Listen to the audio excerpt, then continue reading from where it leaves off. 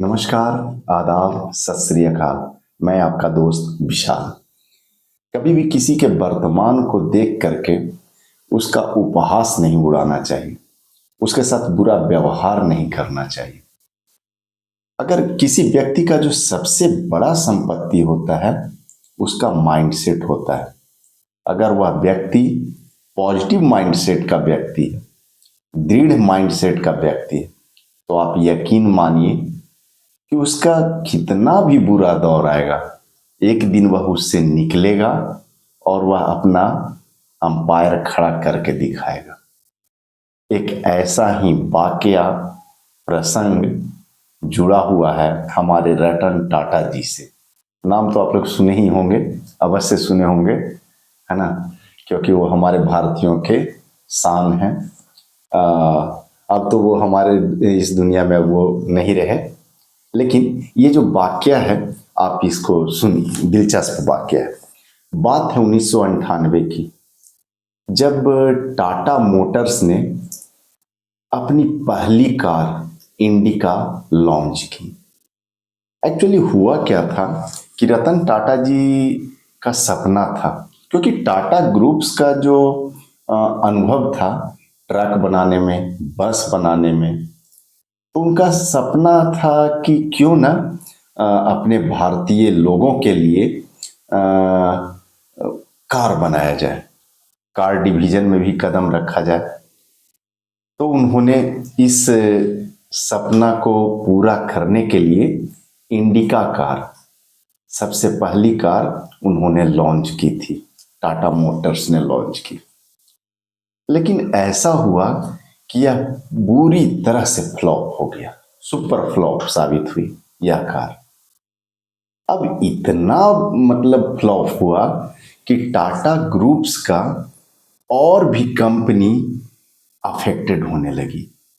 Tata groups के जो और भी जो तरह तरह के काम थे वो सभी के सभी अफेक्टेड होने लगे। तब जाकर के इनके सारे टीम मेंबर्स मिले मीटिंग में और एक सलाह दिए कि सर कार डिवीजन को बेच दिया जाए, क्योंकि इससे हमारे और जो कंपनीज के जो ब्रांचेज हैं, दूसरे दूसरे पार्ट्स हैं जिस पर हम लोग काम करते हैं, वो सभी के सभी घाटे में जा रहे हैं केवल इस कार डिवीजन के चलते। भारी मन से रतन टाटा जी सहमत हो जाते हैं और फोर्ड कंपनी, अमेरिकन कंपनी, जो कार डिवीजन के सेक्शन में one of the most leading company, अभी भी one of the most prominent company, successful company, उससे आग्रह करते हैं कि मेरा कार डिवीजन टाटा मोटर्स का आप खरीद लीजिए। होती है मीटिंग, होती है। फिर तब ये रतन टाटा जी जाते हैं अमेरिका, यूएसए जाते हैं और वहाँ मीटिंग में बैठते हैं। और मीटिंग में फोर्ड कंपनी के मालिक थे बिल फोर्ड। अब देखिए, बिल फोर्ड, या इसे कहें अपना घमंड कहें, इस घमंड के नशे में उन्होंने रतन टाटा जी को बुरा भला कहा। उन्होंने ये कहा कि जब आपको कार डिवीजन का अनुभव नहीं है, कार के बारे में कोई आइडिया नहीं है, तो क्यों ही ये सब काम करना, क्या काम करना जरूरी था कि आप इस सेक्शन में आए? बनाते रहते, बस ट्रक जो बना रहे थे बनाते उसी को, क्या जरूरत था? वो बुरी तरह से झल्ला जाते हैं रतन टाटा जी। लेकिन वह इस बेइज्जती को सह करके वह तुरंत वापस अमेरिका से वापस आते हैं भारत, और वो अपनी कंपनी की मीटिंग बुलाते हैं और वो उसमें अनाउंस करते हैं कि अब मैं यह कार डिवीजन बेचने नहीं जा रहा हूं, अब हम लोगों को काम करना है, दिन रात एक कर देना है। और हुआ भी। उनके रतन टाटा जी का डेडिकेशन, उनके एम्प्लॉइज का डेडिकेशन, ये सब मिल करके दिन रात एक करके कार डिवीजन में काम करना शुरू करते हैं और रिजल्ट भी आता है।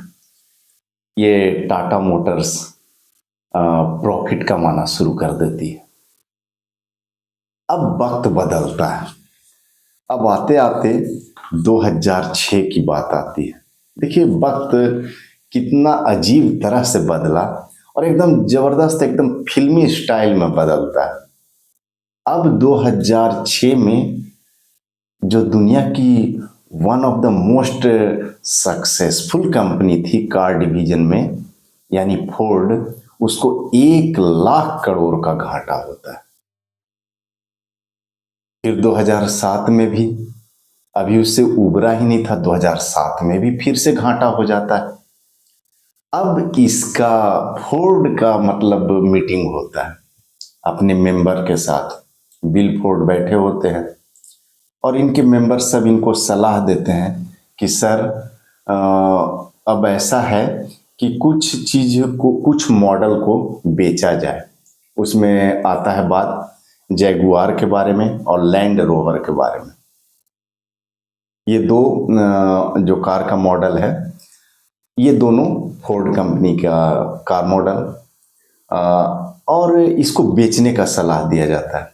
अब यहाँ पर जरा सा दिलचस्प बात यह है जैगुआर के बारे में। अच्छा, एक चीज और आप ये जान लीजिए कि जैगुआर और लैंड रोवर दोनों ओरिजिनली ब्रिटिश कंपनी थी। स्पष्ट है? ये कई एक मालिक से गुजरी है ना। ये एक मालिक के पास टिक करके नहीं रही है। ये ऐसा कार था, इसको दुर्भाग्य ही कहिए। खैर चलिए, तो जैगुआर जो था ये हमेशा घाटा देता है, अपने मालिक को हमेशा घाटा दिया है। फोर्ड कंपनी को भी घाटा दे रही थी। जैगुआर जो है, इसके बारे में एक जोक बहुत फेमस है कि कभी भी कोई भी व्यक्ति एक जैगुआर नहीं खरीदता है, जब भी खरीदता है 2-2 जैगुआर खरीदता है। क्यों? क्योंकि एक जैगुआर ऑलरेडी हमेशा ही गैराज में पड़ा रहता है। ये एक जोक उसके बारे में प्रचलित है, जैगुआर के बारे में। खैर, 1935 ईस्वी में ये बनी थी यह जैगुआर कंपनी ब्रिटेन में, और 1989 में फोर्ड कंपनी इसे खरीद लेती है। फोर्ड कंपनी यानी अमेरिकन कंपनी है। और लैंड रोवर जो है वो प्रॉफिटेबल थी, ऐसा नहीं था कि बहुत ज्यादा गड़बड़ स्थिति में था, है ना।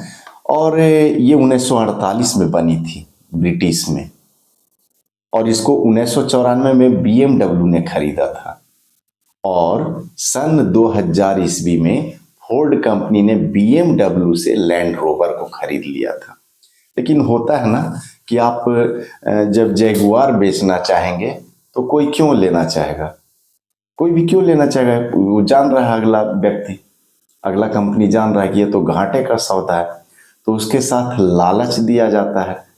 अपना एक डिफेक्ट को छुपाने के लिए एक पॉजिटिव वाले को ऐड किया जाता है।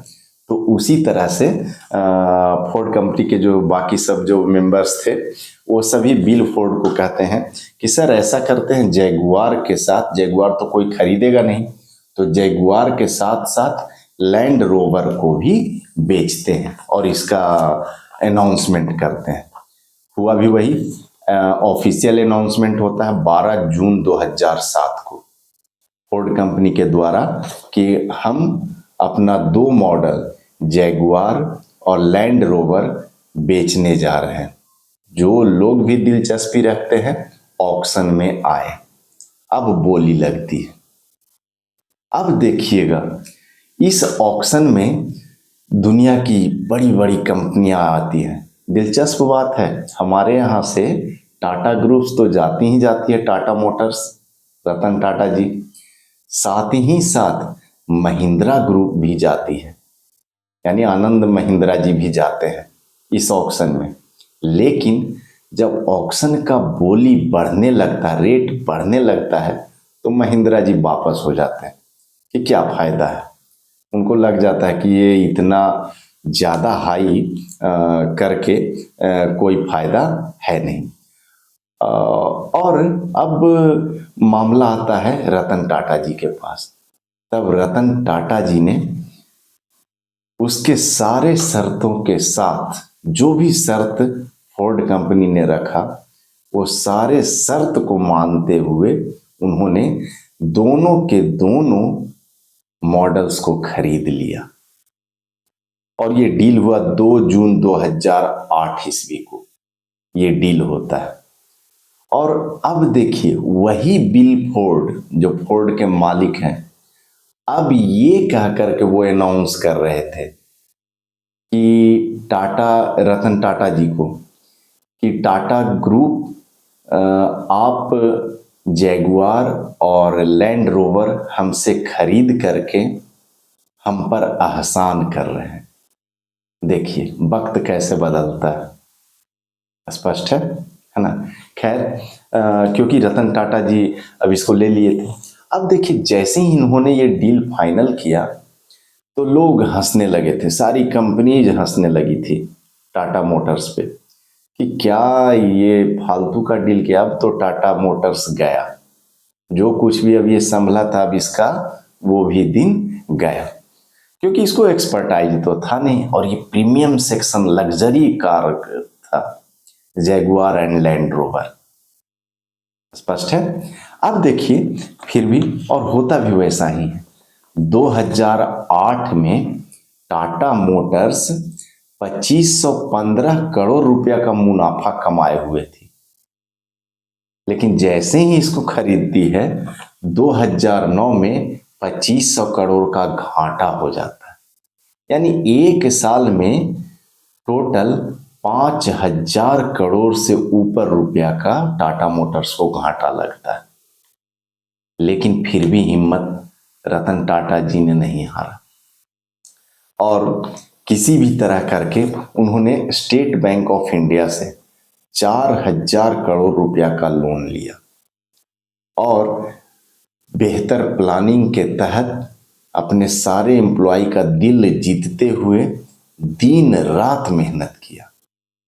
और दिलचस्प बात है, 2017 तक आते आते इन्होंने सेल्स को, जो इसका सेल्स बहुत ही लो चला गया था, कोई खरीदने नहीं लगा था, ना ही जैगुआर को ना ही लैंड रोवर को, इस सेल्स को उन्होंने 3 गुना बढ़ा दिया। ये अपने आप में वाकई में ये बड़ा दिलचस्प मामला था। और 2,31,000 करोड़ का उस साल के रिकॉर्ड के अनुसार सेल होता है। स्पष्ट है। यानी जो घाटे का सौदा था उसको मुनाफे में बदल दिया। ये काम किया था रतन टाटा जी ने। एक्चुअली रतन टाटा जी का एक कथन बहुत ही फेमस है। वो कहा करते थे कि मैं कोई गलत निर्णय या सही निर्णय नहीं लेता हूं, बस मैं निर्णय ले लेता हूं और उसको सही साबित कर देता हूं। स्पष्ट है। चलिए, ये कहानी आपको कैसा लगा कमेंट करके बता सकते हैं। अच्छा लगा तो लोगों के पास शेयर कीजिए, सुनाइए भी, मोटिवेशनल कहानी है। चलिए, थैंक यू, बाय बाय।